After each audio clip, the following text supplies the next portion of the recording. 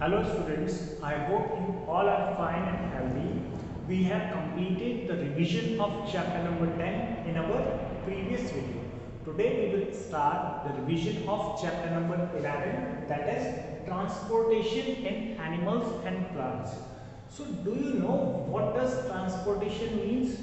Yes, transportation means to carry things from one place to another. Now in science, transportation is a life process in which a material that is prepared in one part of the body or a material which is absorbed in one part of the body is carried or transported to rest part of the bodies. Now we know that all the living things need a continuous supply of the different materials like water, food and oxygen. So these materials need to be carried from one part of the body to the other part where it is required. So that's why transportation is very much essential in all the living organisms, because all the cells of our body needs different kinds of material. Now in our body the different waste materials are also produced, like the carbon dioxide and urea. Now these waste materials are harmful for our body. So these waste materials should be removed from the body, otherwise the person may get ill because the waste materials are poisonous. So that's why all the living organisms need a transport system. They need a transport system. They need a transport system so that the different materials that are required, like the food, oxygen and water, they can be transported from one part of the body to the rest part of the bodies. Like the oxygen that is absorbed in our lungs, it should be transported to rest of the cells, and the food that is absorbed in our small intestine, it should be transported to all other parts or all the cells of the body. Now when that food will be converted into energy with the help of oxygen in our cells, so carbon dioxide will be produced. That is a waste material. Now that waste material needs to be removed from our body. So that has to be again brought back to our lungs. So for that we need a transport system. Now in this chapter we will read about the transportation in animals and plants. So first of all we are going to learn about the transport system in humans. Transport system in humans, or we can say human beings. Now in most of the living organisms, blood is the thing which transports the different materials from one part of the body to the other parts of the body, and it also brings back the waste material for the excretion or for the removal from the body. So in most of the living organisms, blood do the work of the transport system. Now in the living organisms, our transport system, main transport system is the circulatory system. It is circulatory system. Now circulatory system is also known as sometimes blood circulatory system. It is also sometimes known as blood circulatory system. Now in the blood circulatory system, the blood carries the water, oxygen and food from one part of the body to rest of the body parts, and it also brings back the waste like the carbon dioxide from our cells to our lungs so that it can be removed. So in our blood circulatory system, that is done by the removal or the transport is done by the blood. Now our blood circulatory system is having two main organs, that are our heart and blood vessels. That are our heart and blood vessels. So the two main organs in our circulatory system are heart and blood vessels. Now the blood helps in the transportation in the circulatory system, or it carries the useful material and it also brings the waste material. So blood is also considered a part of the circulatory system. So we can say that the three parts of circulatory system are heart, blood vessels and the blood. Okay.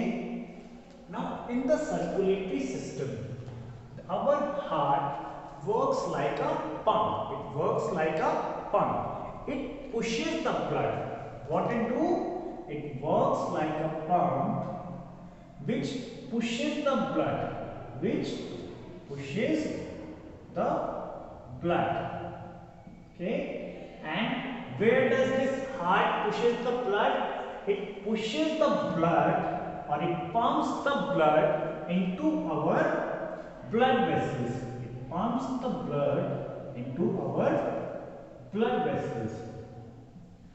Now the blood vessels works like, or we can say they acts like tiny tubes or narrow pipes, we can say, in which the blood flows. The blood vessels, we can say, they are the narrow tubes. They are narrow tubes or narrow pipes also we can say, in which the blood flows in our body. Now let's learn about the blood in detail, then we will learn about the heart and the blood vessels also. Now blood is a liquid. It is a liquid which flows in our blood vessels. It is a liquid which flows in our blood vessels and helps in the transportation of the different materials in our body. Okay? It helps in the transportation of different materials within our body. Now, do you remember what is the color of our blood? Blood is a red colored liquid. Blood is a red colored liquid that flows in the blood vessels and helps in the transportation. Now, why the blood is red in color? Why our blood is red in color?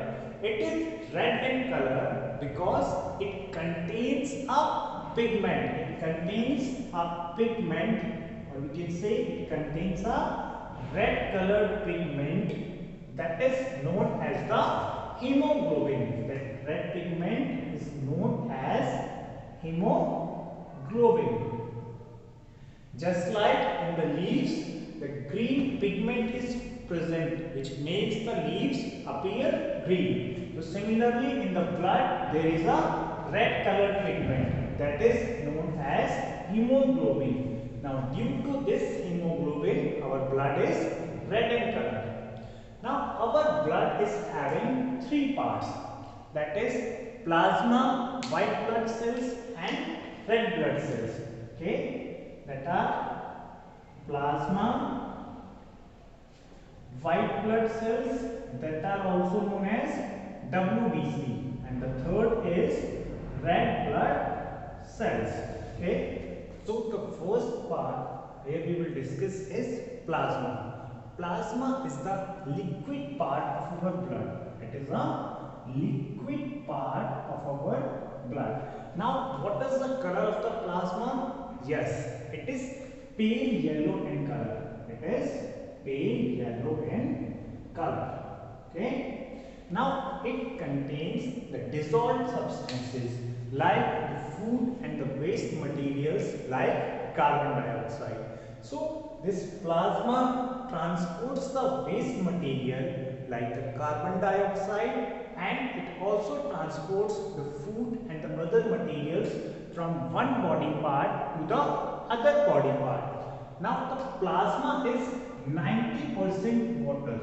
It is 90% water and 3.5% common salt and 3.5% common salt. Okay, so basically plasma is a liquid part of the blood which is pale yellow in color, and it contains 90% water and 3.5% common salt. It helps in the transportation of the food from one part of the body, or we can say from our small intestine where the food is absorbed, to rest part of the body. And it also helps in the transportation of the carbon dioxide. Now, all the other parts, that is WBC and red disease, that is white blood cell and the red blood cells, they keep floating in the plasma. They keep floating in the plasma. Okay. Now let's learn about the WBC. WBC is also known as the white blood cells. Okay, they are also known as the white blood cells. Now the white blood cells helps our body to fight against the infection and the diseases. So what does the white blood cells do? They helps us, our body, to fight against diseases and infection. Okay, it helps to fight against diseases and infection. Okay, how do they help? Because they fight against the bacteria and other microorganisms which enters our body and makes us ill. Now some of the white blood cells, they can directly eat the microorganisms like the bacteria which causes the disease, whereas some of the white blood cells, they can produce antibodies. They can produce antibodies which can fight against the microorganisms causing the disease. So the main function of the white blood cells, it is to protect our body from the infection and the various diseases. Okay. Now the size of the white blood cell is very much smaller as compared to the red blood cells. Okay. Now the red blood cells. The red blood cells are red in color.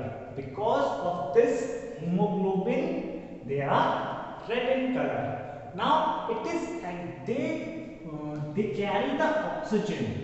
They carry the oxygen from our lungs to the different parts of the body. They carry oxygen from lungs to different parts of the body. Okay, they carry oxygen from the lungs to different parts of body.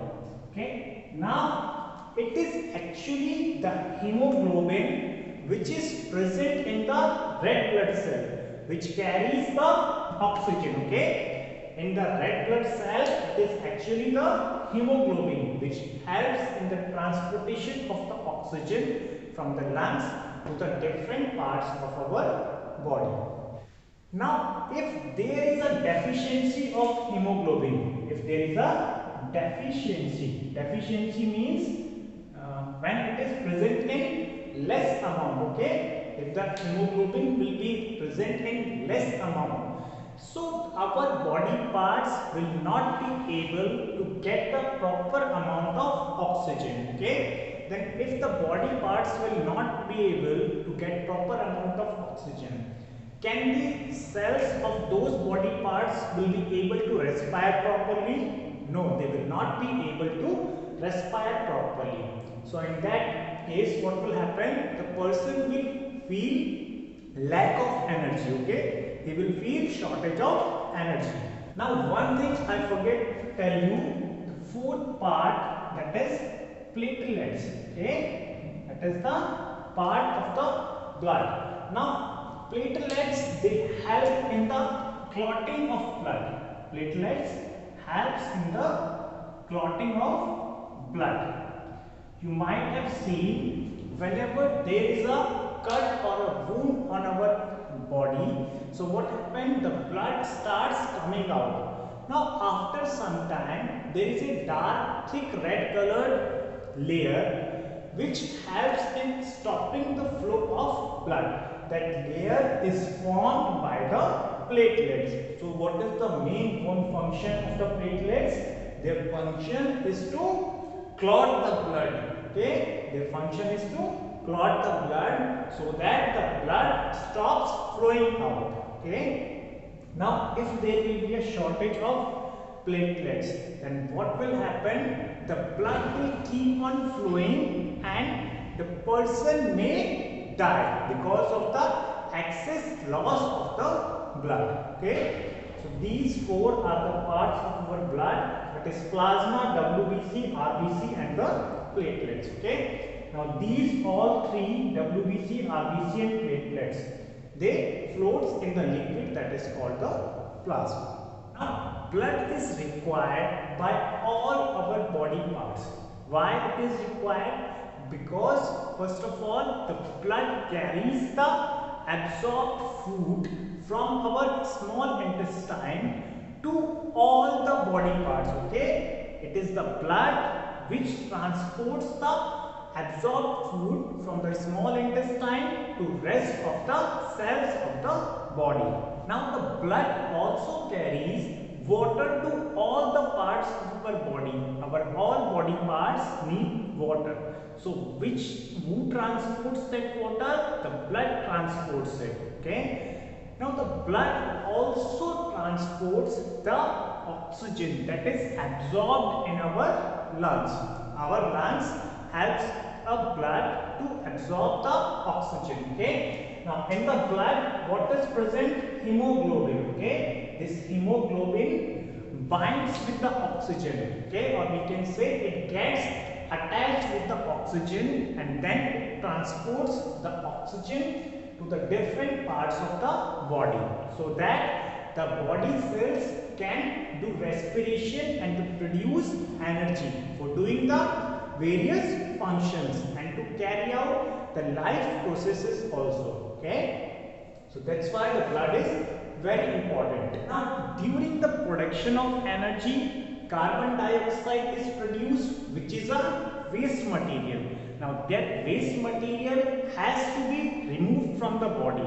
So this blood only helps in the removal of the carbon dioxide from our different body parts.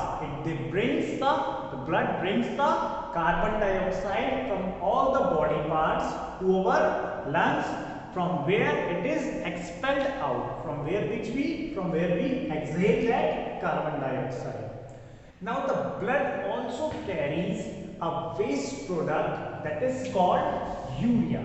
Okay, the blood also carries a waste product that is called urea from our liver to the kidney. Okay, the blood transports the urea from our liver to the kidney so that this urea, which is a waste material and it is poisonous, so that it can be excreted out or it can be removed. Okay, now the blood also helps our body to fight against the diseases. It also helps our body to fight against diseases, okay, and keeps us healthy. How does it fight against diseases? Because our blood contains white blood cells. It contains white blood cells which fight the infection, which fight against infection, and they also sometimes eat up the microorganisms like the bacteria which causes the diseases.